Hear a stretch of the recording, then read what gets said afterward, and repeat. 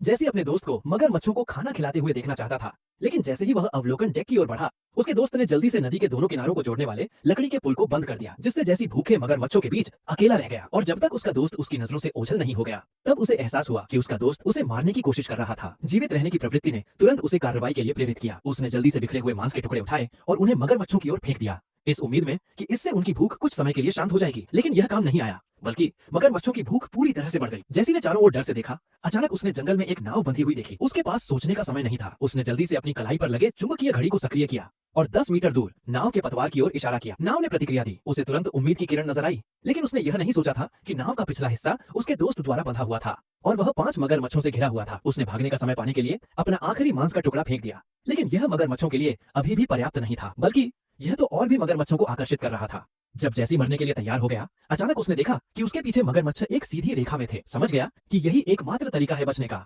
उसने गहरी सांस ली और आगे की ओर दौड़ पड़ा। सौभाग्य से कई खतरनाक छलांगों के बाद वह मगरमच्छों के तालाब से बच निकलने में सफल रहा। लेकिन जैसी को जाने की कोई जल्दी नहीं थी। वह मगरमच्छों को गुस्से में घूर रहा था। उसके मन में अपने दोस्त को सजा देने का एक बेहतरीन विचार आया।